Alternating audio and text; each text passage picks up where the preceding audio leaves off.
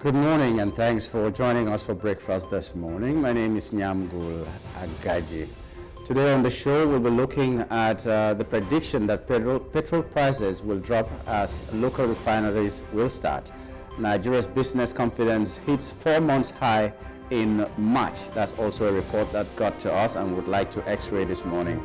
Of course, we will be looking at the papers, what made it to the front pages of some of our national dailies right after we take the top trending issues for this morning. Once again, welcome to the program on this second day of April 2025. I hope that nobody pranked you so much so that your heart had to skip, but if you had all the fun, good for you. And we're grateful to God that we made it to this day, and we have every reason to be thankful. Just be sure that you leave this world better than you met it yesterday, so that posterity will judge you, whoever you believe in will judge you well, and you will be happy as well. We'll just go for a short break and see if we have the code for this morning, or just take a breather and return with the top trending issues. Stay with us.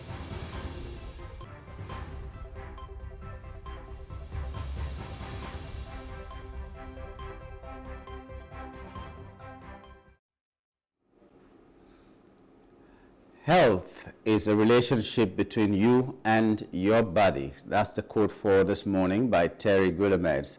Health is a relationship between you and your body. Throughout this year, we've been using this quote as often as possible, and that is because you cannot overemphasize the need to listen to your body, to take care of your body, to make sure that you are healthy enough. Whatever you think you will be doing, or whatever you think you are, whatever it is in your life, health is the first thing that you think about. And if you've not been doing that, you have to change now. This is the beginning of the second quarter of this year. So if you made your New Year resolutions and you didn't include the fact that you needed to do a check on your body as often as possible, do that now. Today is just the second day into the second quarter of this year. So how many quarters are there? There are 4, and that's why it is a quarter each, so divided by 4 this year. So every 3 months, if you cannot do a resolution that will take you throughout the year, you do little things that will add up to one big thing. So what is it that you have decided about your health this day? Remember, the quote says it is a relationship between health is a relationship between you and your body. And like I always say, a relationship thrives when there is communication. And in this case, it is your body that talks to you. Sometimes you talk to your body, and then your body responds. And when the response comes, you are not listening to it. And that might result in something that you cannot handle in the nearest future. So when your body talks, you listen. When you talk to your body always listens and tries to do what you command it to do. But when your body talks to you, how do you respond to it? That is what you should be asking yourself today. You have a headache, that is a sign your body is talking to you. You have fatigue, that's a sign your body is talking to you. And so many other things that happen to you. Your vision is blurred, you squat, and when you're standing up, you're dizzy or something. That's your body talking to you. So what do you do when you find those things out? It's not enough to say back to sender. Back to sender doesn't solve anything. Back to sender is not even paracetamol. So do not do back to sender. There's nothing like back to sender. There's nothing like village people. In 95% of the, or 99% even of the time, it is you that is doing whatever is happening to your body, to yourself. So just take care of your body, listen to your body, and every other thing shall be added unto you, like the good book says. So that's the quote for the day today.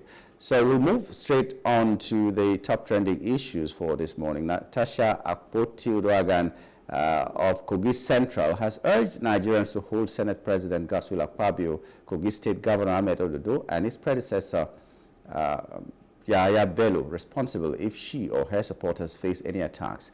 She made this statement via her official Facebook ahead of her planned visit to her constituency for the Eid al-Fitr celebration. Despite the Kogi State government's recent ban on rallies and public gatherings, Akpoti-Uduaghan remains determined to go ahead with her scheduled visit and rally. She emphasized her role as a lawmaker and called on her supporters to participate in the event, dismissing rumors that she had cancelled the visit. The government had cited security concerns and issued a warning to avoid potential disruptions. The Kogi Police Command also warned the senator against holding the rally, citing the state's ban on public gatherings.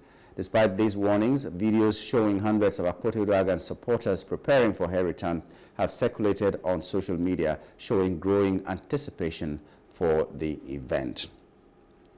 Now, this story came before the event in question, and the event actually held, and we've seen this rally and how many people. It was a mammoth crowd that turned up for that rally. And it just begs the question, who are the people who really signed the petition if this kind of a crowd could welcome the non-performing senator?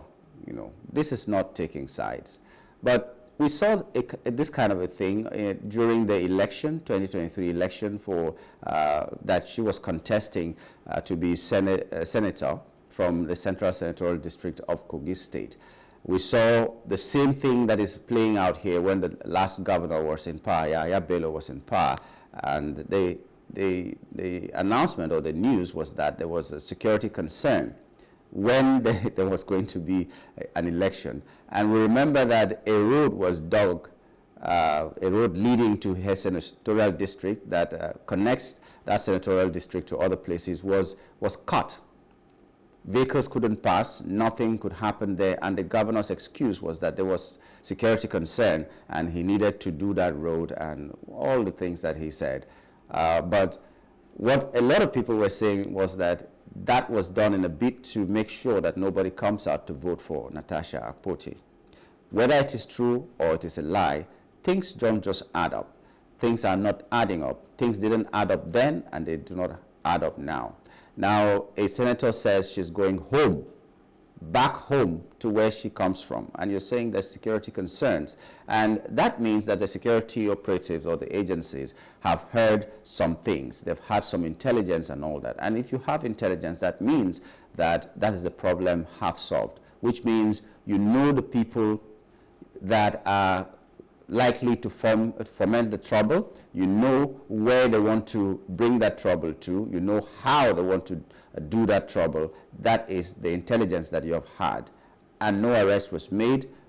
Instead of just, we expected that when you get information like that, the next thing is that if you cannot arrest all those people and you have this information at your fingertips and there's an event that is going to happen in a particular location, you make sure that the security personnel in that place, you know, there's improvement in security in that place. So if there were 100 policemen, maybe you double it or you triple it, just because you know that a one-day event is going to happen in that place, and then there may be trouble if your presence is not there. So what are we talking about?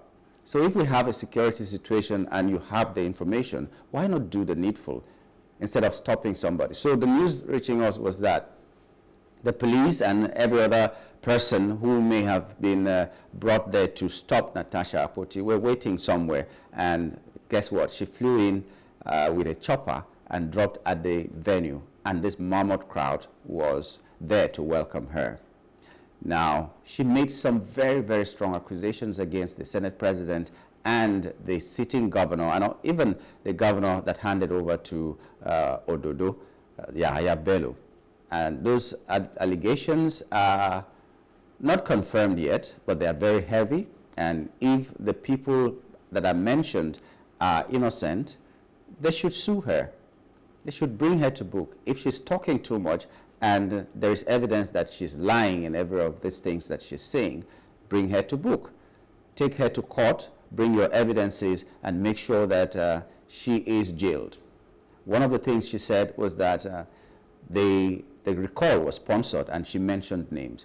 And then another thing was that there is a sponsored assassination notice on her head. And those are very weighty allegations. We don't want to delve into that, but we do hope that this thing, there will be peace in Kogi State. There's always something coming from Kogi State. When people came out with placards to to protest for Yahaya Bello, that he was a very good man. Even when he had a case with the EFCC, there was no security concern. When people came out to queue for the recall, to sign signatures, even though we've been told that those people were asked to come for empowerment, and then they were asked to sign signatures that turned out to be recall signatures, there was no security concern. When Natasha wanted to come home, there was security concern. So I'm not saying they may not have been a security concern, but the timing is so much that it begs for, it's very suspicious. We should stop this kind of politics in Nigeria. Whoever is telling a lie should be brought to book with evidence. But whoever is trying to do something for her people, or who wants to say what is his or her concern, should not be shut down.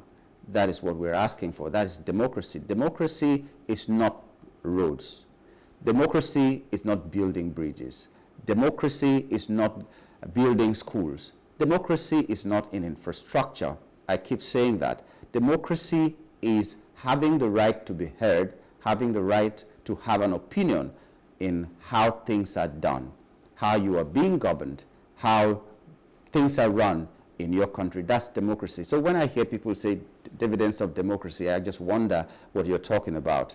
Democracy, in fact, you talk about the Third Mainland Bridge, which is the longest bridge in Nigeria. It takes you like, is it 11 kilometers or more? That's the Third Mainland Bridge. It was built by a military administration of, I think, Ibrahim Babangida. That is not dividends of democracy. That's governance. Governance is governance, whether it's from a monarchy, whether it's from a military head of state, whether it's from a democratically elected president or governor or anything. Governance remains governance. Whether a particular community is ruled by elders and not elected individuals, it's still governance. Democracy is letting people's voices be heard. And until that is done, and people are not shut down just because they are saying something, then we are not practicing a democracy. At best, we have a civil rulership that we are having in Nigeria until people's opinions can be respected. They may not be taken, but they should be respected.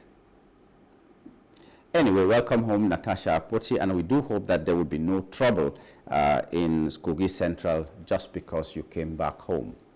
The second the second trending issue we want to look at is that Governor Abba Yusuf of Kano State has demanded the public parade of suspects involved in the lynching of 16 hunters from Edo State. He stressed the importance of accountability and setting a strong example to prevent extrajudicial killings. The hunters were mistaken for criminals and brutally killed in Kano's Tundun Wada local government area. The incident has sparked widespread outrage, with calls for justice from both the Edo State government and civil rights organizations. Governor Yusuf emphasized that publicly parading the suspects would serve as a powerful deterrent against future cases of jungle justice. Well, I think that is a wrong thing to do. The police has just said that no more parading of suspects, and Nigerians agree with that. You don't parade suspects. If they are found guilty and they are going to be sent to jail, maybe at that point, but not when they're still suspects and all that. Extrajudicial killing is very bad. No matter, even if these people that were lynched were actually criminals, that was not the right way to go. They were supposed to be handed over to the police. It's just that sometimes the police is not trusted by Nigerians, and that's a very bad thing. The police should do something about their image so that people will trust them, that when they bring a case to them, they are going to act accordingly, because so many cases have gone like that without being solved just because the police did not want to do what they're supposed to do, or they have been compromised or something. We know the story of Nigerian police. Even then, it's better to err on the side of caution, as they say. So if these people were suspected, and especially these people who may have lynched them being people who are said to be security operatives, at least they were said to be vigilantes that caught these people. Yes, they shouldn't have done what they did, but parading them publicly, I'm not sure is the answer. Well, these people, if they are found, the law should take its course, and let it be known that when you do this, next time you are going to be caught and then you are going to be dealt with. That should have happened also when Deborah and other people that were killed in the north were killed. Nobody was arrested. People were even making videos openly, and nobody was arrested. So it gives other people the feeling that nothing will happen. So long as I think I'm within my rights to do this, I can do it and go scot-free. So if this is going to be the beginning of what Nigerians should begin to see, that when you do extrajudicial killing, you are going to face the music, then so be it. But parading them, I'm not sure it's a good way to go. The governor of Edo State has already gone there to apologize, which we didn't see when some people were killed when Deborah was killed. I'm using Deborah's case because that's the freshest in my memory. It didn't happen that way. But the governor of Edo State has gone to apologize, and as he should, and that was very mature. I commend him for that. And he has promised that these people will be brought to book, and we hope that will be seen through. We have also heard that about 14 people or so have been arrested already, or at least some people have been arrested already, and the investigation is still ongoing. We hope that justice will be served, but I'm not sure parading these people at this point will be the way to go. Why do we need to parade them? Why do we need to show their faces and all that? What if some of these people are actually innocent, and then their faces are paraded, and the next thing is that they are the target and all that? But while we sympathize with the people who have been killed and all, there are also questions that need to be answered. How were these people when they were accosted by these other vigilantes or whoever was it that did what he did to them? Were they carrying guns? Were they carrying knives? Is that allowed? In a time where everybody is afraid of the next man, and especially some particular kinds of people, is it advisable to carry the things that you were carrying? I don't know what they were carrying, whether they were guns or knives or how they were seen as a threat or something, but hunters from Kano State to Edo State and going for Eid al-Fitr and maybe carrying weapons, it doesn't add up. So let's define some of these things and let the people know how you can travel safe and not be a suspect. I don't know if you understand what I'm saying, but we should look into, apart from the fact that, okay, these people shouldn't have been killed, we should look into why they were suspects in the first place. And if it is something that can be prevented, then there should be public awareness of this kind of things. For instance, if I am a hunter in my village and I have a Dane gun that I take to hunt in my village, and I go to another place where I am not known, where maybe by just seeing me they feel that I'm a threat, and I'm carrying my gun because in my village I'm a legal hunter and I'm going to that place, and maybe one or two things have happened there and they haven't been able to catch the suspect. If they catch me, I will not blame the community. My only blame right now is that these people shouldn't have taken the laws into their hands the way they did, and that is very bad. So let them fish them out, make them an example, and then let others learn. And anytime it happens, whether north, south, east, or west, the same justice should be done to them. And we take a final one very briefly. Police bust syndicate trafficking girls for exploitation. Operatives of the Zone 2 Police Command in Lagos have arrested a trafficking syndicate involved in the exploitation of girls from Nigeria to Mauritania for prostitution. The suspects were apprehended on March 22 in the Miron area of the Zonal Intelligence Response Squad led by SP Francis Bogul. Authorities confirmed that their trafficking operations involved recruiting young girls under the age of 22 for sex work abroad. The investigation revealed that one of the suspects, a woman, had been previously prosecuted for the same crime and was serving a jail sentence. She had been contracted by a Mauritanian woman to recruit girls, including her own 19-year-old daughter, and was paid 50,000 naira for each girl sent. The second suspect was initially hired to recruit domestic workers, but later withdrew from after discovering the true nature of the operation. Authorities are continuing the investigation, and the suspects are expected to face legal action once the investigation is complete. This operation highlights the ongoing issue of human trafficking, particularly for sexual exploitation, and the efforts to bring those responsible to justice. Mind you, trafficking involves people who can sugarcoat their tongue talk to you and convince you that there's a better job outside. The grass is not always greener on the other side, not always. And they come to you, maybe they are family members. Imagine someone trafficking her own daughter of 19 years to go and do prostitution. What kind of greed is that? 50,000 naira. You cannot make 50,000 naira in Nigeria by doing something really, really legal. It's really debilitating when you think about some of these things. And then people will tell you that there are no jobs in Nigeria. That's why people will want to go to Mauritania to do house help jobs. Every time these things are happening, some people are taken to Libya, some people are taken to Mauritania, some people are taken to Afghanistan, some people are taken to so many other places just because you want to make foreign currency, you want to make money in foreign currency, just because you want to travel abroad, just because you want to tell everybody that Nigeria is a place that you cannot leave. It's not nice. These people are the same as kidnappers, and they should be treated that way, in my own opinion, because they remove you from your family, from your group of friends, from the society, and take you somewhere else that you become a slave. You become a slave, and they will be enriching themselves. Some of them die in these places, and nothing is done to these people. I think they should be treated like kidnappers as well. I don't know why this business is still going on. Is it the gullibility of the parents, or the greed of the parents, or the gullibility of the victims themselves, or the greed of the victims themselves? I don't know what the problem is. But anyway, we hope that all the victims will be rescued and this thing will be stopped. Thank God for the security operatives. You did a good job. Kudos to you. That will be the end of our top trending issues this morning. We'll take a very short break, and we'll hopefully be joined by Mr. Shola Omolayo, a public affairs analyst, to x-ray some of the headlines on our national dailies. Stay with us.